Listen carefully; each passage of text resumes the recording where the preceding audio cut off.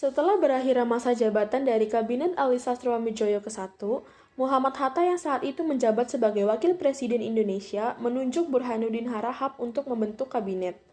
Burhanuddin Harahap sendiri lahir di Medan pada 27 Desember 1917. Ditunjuknya Burhanuddin Harahap sebagai formatur kabinet ini karena ia merupakan salah satu anggota yang tergabung di dalam Partai Masyumi.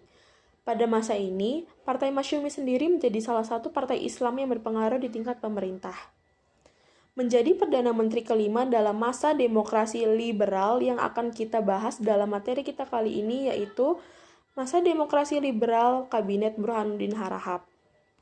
Untuk memudahkan kalian memahami materi ini, maka perhatikan peta konsep berikut ini. Yang pertama itu adalah latar belakang dari Kabinet Burhanuddin Harahap. Terus yang kedua itu ada tujuan dari Kabinet Burhanuddin Harahap. Yang ketiga ada program dari Kabinet Burhanuddin Harahap. Yang keempat ada prestasi dari Kabinet Burhanuddin Harahap. Dan yang terakhir yaitu akhir atau jatuhnya Kabinet Burhanuddin Harahap. Kabinet Burhanuddin Harahap adalah kabinet koalisi yang terdiri dari beberapa partai dan hampir merupakan kabinet nasional. Karena jumlah partai yang tergabung dalam koalisi kabinet ini semua berjumlah 13 partai, kabinet ini didominasi oleh kabinet Masyumi, walaupun terdapat banyak partai dalam kabinet ini, tetapi seakan-akan hanya menjadi pelengkap saja. Kabinet yang memiliki 23 orang menteri ini bertugas pada 12 Agustus 1955 sampai 3 Maret 1956. Perdana Menteri Burhanuddin Harahap selaku formatur kabinet menyerahkan mandatnya kepada Presiden Soekarno sehingga kabinet ini resmi dinyatakan demosioner. Demosioner sendiri adalah istilah yang digunakan untuk seseorang yang sudah habis masa tugasnya atau masa jabatannya.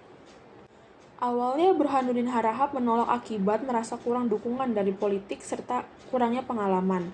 Akan tetapi setelah partai PNI, NU, dan PSI memberi dukungan, Burhanuddin Harahap menyetujui pembentukan kabinetnya. Pada 12 Agustus 1955. Kemudian ada tujuan Kabinet Burhanuddin Harahap. Yang pertama, mengembalikan hubungan dengan Angkatan Darat. Setelah peristiwa 17 Oktober 1952, hubungan antara pemerintah dan Angkatan Darat menjadi tegang.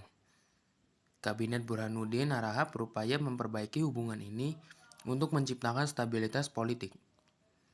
Yang kedua, menjaga kepercayaan politik antara masyarakat dan menyelenggarakan pemilihan umum. Kabinet ini berkomitmen untuk melaksanakan pemilihan umum yang demokratis sebagai bentuk penghormatan terhadap kehendak rakyat dan untuk memperkuat legitimasi pemerintahan. Yang ketiga ada meningkatkan kesejahteraan rakyat. Kabinet Burhanuddin Harahap juga berfokus pada upaya meningkatkan kesejahteraan rakyat melalui program-program pembangunan ekonomi. Yang keempat ada meneruskan perjuangan mengembalikan Irian Barat ke dalam wilayah Republik Indonesia. Masalah Irian Barat menjadi salah satu isu penting pada masa itu. Dan kabinet ini berkomitmen untuk terus memperjuangkan pengembalian Irian Barat ke dalam wilayah Indonesia. Berikut adalah program kerja Kabinet Burhanuddin Harahap. 1. Menyelenggarakan pemilihan umum pertama pada 29 September 1955. Nah, yang kedua, menyelesaikan masalah Irian Barat. Dan yang ketiga, menanggulangi pemberontakan DITI yang dipimpin oleh Kartosuwiryo. Nah, yang empat itu melaksanakan program pembangunan ekonomi dan sosial. Yang kelima, menghilangkan faktor yang menimbulkan inflasi. Dan yang keenam, memperkembangkan politik kerjasama Asia Afrika berdasarkan politik bebas dan aktif menuju perdamaian. Dan yang ketujuh itu, memberantas korupsi. Kemudian ada prestasi yang dicapai oleh Kabinet Burhanuddin Harahap. Yang pertama, berlangsungnya pemilihan umum pertama untuk DPR dan anggota konstituante secara demokratis pada tanggal 29 September 1955. Konstituante sendiri adalah Dewan Perwakilan yang bertugas untuk membentuk konstitusi baru. Kemudian yang kedua ada pembubaran Uni Indonesia Belanda yang disetujui Sultan Hamid II selaku Ketua Republik Indonesia Serikat.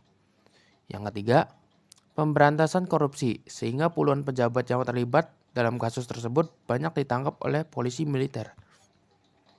Kemudian yang keempat, terkabulnya tuntutan Aceh untuk menjadi provinsi terpisah dari Sumatera bagian utara. Yang kelima, berdirinya USU di Aceh dan Sumut sebagai lembaga pendidikan.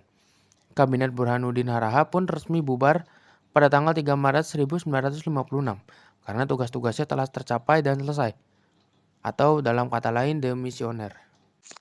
Selama masa pemerintahan Kabinet Burhanuddin Harahap, terdapat beberapa masalah yang mengakibatkan kejatuhan kabinet ini, yaitu yang pertama, perselisihan antar partai-partai koalisi, terutama Masyumi dan PNI, yang memiliki perbedaan ideologi, politik luar negeri, dan hubungan dengan presiden. Yang kedua, tuntutan dari daerah untuk mendapat otonomi yang lebih luas seperti Sumatera Utara, Sumatera Selatan, Sulawesi Selatan, dan Kalimantan Barat. Yang ketiga, usulan Soekarno untuk membentuk Dewan Nasional yang nantinya menjadi lembaga tertinggi yang berwenang mengambil keputusan politik. Yang keempat, adanya gerakan mahasiswa untuk menuntut reformasi politik dan pemberantasan korupsi. Akibat dari permasalahan-permasalahan ini, maka pada 3 Maret 1956, Kabinet Burhanuddin Harahap mengundurkan diri dan digantikan oleh Ali Sastroamidjojo sebagai formatur baru.